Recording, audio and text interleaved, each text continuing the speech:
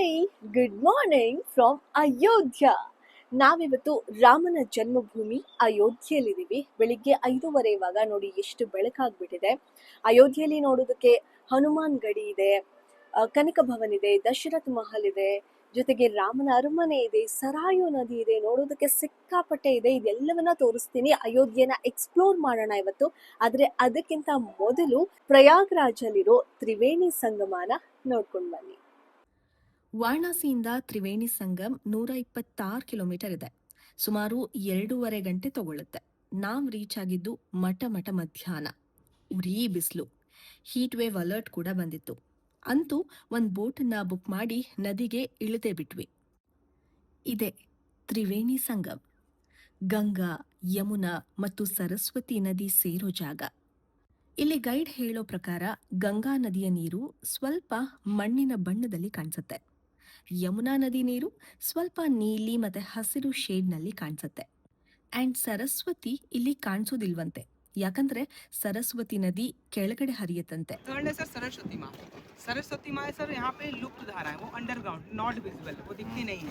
ತ್ರಿವೇಣಿ ಸಂಗಮದಲ್ಲಿ ಸ್ನಾನ ಮಾಡಿದ್ರೆ ಮಾಡಿರೋ ಪಾಪಗಳೆಲ್ಲ ತೊಳೆದು ಹೋಗುತ್ತೆ ಅನ್ನೋದು ಇಲ್ಲಿ ಜನರ ನಂಬಿಕೆ. ಸೊ ನದಿಯ ಮಧ್ಯೆ ಈ ತರ ಬೋಟ್ ನಿಂತಿರುತ್ತೆ. ಇದಕ್ಕೆ ಪ್ಲಾಟ್ಫಾರ್ಮ್ ಬೋಟ್ಸ್ ಅಂತಾರೆ. ಇಲ್ಲಿ ಬಂದು ನಾವು ಸ್ನಾನ ಮಾಡಬಹುದು. ಪರ್ ಪರ್ಸನ್ ಇಂತಿಷ್ಟು ಅಂತ ಚಾರ್ಜ್ ಮಾಡಿರ್ತಾರೆ. ಬಾರ್ಗನ್ ಮಾಡೋದನ್ನ ಮಾತ್ರ ಮರಿಬೇಡಿ. ನಾವೀಗ ಪ್ರಯಾಗ್ರಾಜಲ್ಲಿದ್ದೀವಿ. ಇವಾಗ ಇಲ್ಲಿ ಹೀಟ್ ವೇವ್ ಅಲರ್ಟ್ ಇದೆ. ಸದ್ಯಕ್ಕೆ 42 ಡಿಗ್ರಿ ಸೆಲ್ಸಿಯಸ್ ಇದೆ. ಬಟ್ ಸಿಕ್ಕಾಪಟ್ಟೆ ಶೆಕೆ. ಇವತ್ತಿಂದ 8-9 ದಿನ ಹೀಟ್ ವೇವ್ ಅಲರ್ಟ್ ಇದೆಯಂತೆ ಇಲ್ಲಿ. ಸೊ ಈ ಹೀಟ್ ವೇವ್ ಅಲ್ಲೇನೆ ತ್ರಿವೇಣಿ ಸಂಗಮಕ್ಕೆ ಹೋಗಿ ನೋಡ್ಕೊಂಡು ಡುಬ್ಕಿ ಹೊಡ್ಕೊಂಡು ಬಂದ್ವಿ.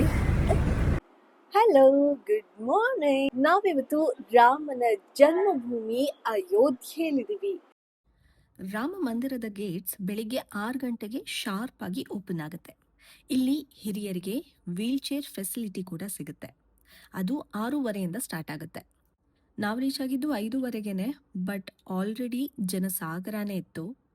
ಒಳಗೆ ಎಂಟರ್ ಆದಮೇಲೆ ಫಸ್ಟ್ ಬ್ಯಾಗ್ಸ್ಗಳನ್ನ ಸ್ಕ್ಯಾನ್ ಮಾಡ್ತಾರೆ. ಅದಾದಮೇಲೆ ಬ್ಯಾಗ್ಸ್ನ ಲಗೇಜ್ ಕೌಂಟರಲ್ಲಿ ಇಡಬೇಕು. ನಂತರ ಸ್ಲಿಪ್ಪರ್ಸ್ಗಳನ್ನು ಕೂಡ ಸಪ್ರೇಟಾಗಿ ಸ್ಲಿಪ್ಪರ್ ಕೌಂಟರಲ್ಲಿ ಇಡಬೇಕು. ಅದಕ್ಕೆ ಟೋಕನನ್ನು ಕೊಡ್ತಾರೆ. ಇವೆರಡದಕ್ಕೂ ಸಿಕ್ಕಾಪಟ್ಟೆ ಕ್ಯೂ. ಇವೆರಡನ್ನ ಮುಗಿಸಿ ಒಳಗಡೆ ಹೋಗ್ತಿದ್ದಂಗೆ ಸೆಕೆಂಡ್ ಟೈಮ್ ಸೆಕ್ಯೂರಿಟಿ ಸ್ಕ್ಯಾನ್ ಆಗುತ್ತೆ. ಅದಾದಮೇಲೆ ರಾಮ ಮಂದಿರದ ಒಳಗೆ ಎಂಟ್ರಿ.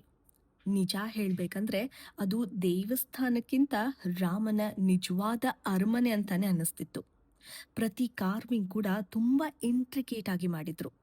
ಮಂದಿರದ ಆರ್ಕಿಟೆಕ್ಚರ್ ಆಗಿರಬಹುದು, ಡೀಟೇಲಿಂಗ್ ಆಗಿರಬಹುದು, ಎಲ್ಲಾನು ನೆಕ್ಸ್ಟ್ ಲೆವೆಲ್ ಅನ್ನಿಸ್ತಿತ್ತು. ಇವಾಗ ತಾನೇ ರಾಮನ ದರ್ಶನ ಆಯಿತು. ಸಖತ್ ಪೀಸ್ಫುಲ್ ಆಗಿತ್ತು. ಒಳಗಡೆ ಹೋಗಿ ಹೊರಗಡೆ ಬರೋದಕ್ಕೆ ನಮಗೆ 2 ಗಂಟೆಗಳ ಕಾಲ ಟೈಮ್ ಆಯಿತು. ಸಿಕ್ಕಾಪಟ್ಟೆ ಬಿಸಿಲಲ್ಲಿ ಸುಸ್ತಾಗ್ಬಿಟ್ಟಿದೆ ಎಲ್ಲರಿಗೂ. ಸೊ ಇವಾಗ ರೂಮಿಗೆ ಬಂದಿದ್ದೀವಿ ರೆಸ್ಟ್ ಮಾಡೋಣ ಅಂತ. ಸೊ ಇವಾಗ ರೆಸ್ಟ್ ಮಾಡಿ ಸಂಜೆ ಮತ್ತೆ ಅಯೋಧ್ಯೆನ ಸುತ್ತಾಡಕ್ಕೆ ಹೋಗೋಣ. ಸಂಜೆ ಟೈಮಲ್ಲಿ ನಾವು ಭೇಟಿ ಕೊಟ್ಟಿದ್ದು ಸರಾಯು ನದಿ ಮತ್ತು ರಾಮ್ಕಿ ಪೈಡಿಗೆ. ಅಯೋಧ್ಯೆಯ ಹೃದಯ ಅಂತಾನೆ ಈ ಜಾಗನ ಕರೀತಾರೆ. ರಾಮಾಯಣದಲ್ಲಿ ಕೂಡ ಸರಯು ನದಿಗೆ ತುಂಬಾ ಮಹತ್ವ ಇದೆ. ಇಲ್ಲಿ ಸಂಜೆ ಸಮಯದ ವೈಬ್ ತುಂಬಾ ಚೆನ್ನಾಗಿರುತ್ತೆ. ಘಾಟ್ ಬಳಿ ಕೂತ್ಕೊಂಡು ಹರಿಯೋ ನದಿನ ನೋಡ್ತಾ ಇರೋದೇ ಒಂದು ಡಿಫ್ರೆಂಟ್ ಫೀಲಿಂಗ್. ರಾಮ್ಕಿ ಪೈಡಿಯಲ್ಲಿ ಸಂಜೆ ಹೊತ್ತು ಆರತಿ ನಡೆಯುತ್ತೆ. ಅದು ತುಂಬಾ ಬ್ಯೂಟಿಫುಲ್ ಆಗಿ ಕಾಣಿಸುತ್ತೆ.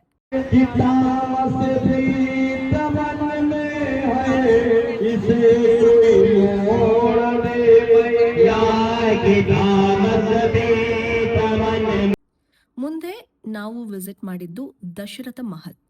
ಇದು ಶ್ರೀರಾಮನ ತಂದೆ ರಾಜ ದಶರಥರ ಅರಮನೆ ಇದ್ದ ಜಾಗ ಅಂತ ನಂಬಲಾಗುತ್ತೆ. ಇದನ್ನ ಬಡಾಸ್ಥಾನ ಅಂತ ಕೂಡ ಕರೀತಾರೆ. ಒಳಗೆ ಕಲರ್ಫುಲ್ ಪೇಂಟಿಂಗ್ಸ್, ಡೆಕೋರೇಷನ್ಸ್ ಮತ್ತು ರಾಮಾಯಣದ ವೈಬ್ ತುಂಬಾ ಚೆನ್ನಾಗಿ ಫೀಲ್ ಆಗುತ್ತೆ. ಇಲ್ಲಿ ಭಜನೆ, ರಾಮನಾಮ ಮತ್ತು ಡಿವೋಷನಲ್ ಅಟ್ಮಾಸ್ಫಿಯರ್ ತುಂಬಾ ಪಾಸಿಟಿವ್ ಎನರ್ಜಿನ ಕೊಡುತ್ತೆ ಅಂತಾನೆ ಹೇಳ್ಬೋದು. ನೆಕ್ಸ್ಟ್ ವಿಸಿಟ್ ಮಾಡಿದ್ದು ಕನಕ ಭವನ. ಇದು ಅಯೋಧ್ಯೆಯ ಅತ್ಯಂತ ಪ್ರಸಿದ್ಧ ದೇವಸ್ಥಾನಗಳಲ್ಲಿ ಒಂದು ಅಂತ ನಂಬಿಕೆ. ಪುರಾಣಗಳ ಪ್ರಕಾರ ಸೀತಾದೇವಿಗೆ ಮದುವೆ ನಂತರ ಕೈಕೇಯಿ ಈ ಅರಮನೆಯನ್ನ ಗಿಫ್ಟ್ ಆಗಿ ಕೊಟ್ರು ಅಂತ ಹೇಳಲಾಗುತ್ತೆ. ಒಳಗೆ ಶ್ರೀರಾಮ ಮತ್ತು ಸೀತಾದೇವಿಯ ಸುಂದರ ವಿಗ್ರಹಗಳಿವೆ. ಇನ್ನು ಟೆಂಪಲ್ ಇಂಟೀರಿಯರ್ ತುಂಬಾ ರಾಯಲ್ ಆಗಿ ರಿಚ್ ಆಗಿ ಕಾಣಿಸುತ್ತೆ. ಇಲ್ಲಿನ ಅಟ್ಮಾಸ್ಫಿಯರ್ ಕೂಡ ಅಷ್ಟೇ ತುಂಬಾ ಕಾಮ್ ಆಗಿ ಡಿವೈನ್ ಆಗಿ ಸ್ಪಿರಿಚುವಲ್ ಆಗಿತ್ತು. ಕನಕ ಭವನ ನೋಡಿದ್ಮೇಲೆ ಇದು ರಾಯಲ್ ಪ್ಯಾಲೇಸ್ ಅಂತ ಅನ್ಸುತ್ತೆ. ಹನುಮಾನ್ ಗಡಿಗೂ ಹೋದ್ವಿ, ಬಟ್ ಹೊರಗಡೆಯಿಂದಾನೇ ದರ್ಶನ ತಗೊಂಡ್ ಬಂದ್ಬಿಟ್ವಿ. ಈ ದೇವಸ್ಥಾನ ಒಂದು ಸಣ್ಣ ಕೋಟೆ ರೀತಿಯಲ್ಲಿ ನಿರ್ಮಾಣವಾಗಿದೆ. ಅದಕ್ಕಾಗೇ ಇದನ್ನ ಗಡಿ ಅಂತ ಕರೀತಾರೆ. ಇನ್ನು ಮುಖ್ಯ ದೇವಸ್ಥಾನಕ್ಕೆ ಹೋಗೋದಕ್ಕೆ ಸುಮಾರು 70ಕ್ಕೂ ಹೆಚ್ಚು ಮೆಟ್ಟಿಲುಗಳನ್ನ ಹತ್ತಬೇಕು. ಒಟ್ನಲ್ಲಿ ಅಯೋಧ್ಯೆ ಟ್ರಿಪ್ ಒಂದು ಸ್ಪಿರಿಚುವಲ್ ಟ್ರಿಪ್ ಆಗಿತ್ತು, ಸ್ಪಿರಿಚುವಲ್ ಎಕ್ಸ್ಪೀರಿಯನ್ಸ್ ಆಗಿತ್ತು, ಲೈಫ್ ಟೈಮ್ ಜೊತೆಗೆ ಉಳಿಯುವಂತಹ ಫೀಲಿಂಗ್ ಇದು. ನಾನಂತೂ ಅಯೋಧ್ಯೆ ಟ್ರಿಪ್ ಜೊತೆಗೆ ಸಾಕಷ್ಟು ಮೆಮೊರೀಸ್ನ ತಗೊಂಡು ಹೋಗ್ತಾ ಇದ್ದೀನಿ. ಈ ವಿಡಿಯೋ ನಿಮಗೆ ಇಷ್ಟ ಆಗಿದ್ರೆ ಲೈಕ್ ಮಾಡಿ, ಶೇರ್ ಮಾಡಿ, ಸಬ್ಸ್ಕ್ರೈಬ್ ಮಾಡಿ. ಮುಂದಿನ ವಿಡಿಯೋದಲ್ಲಿ ಮತ್ತೆ ಸಿಗ್ತೀನಿ. ಟಿಲ್ ದೆನ್ ಟೇಕ್ ಕೇರ್, ಬಾಯ್.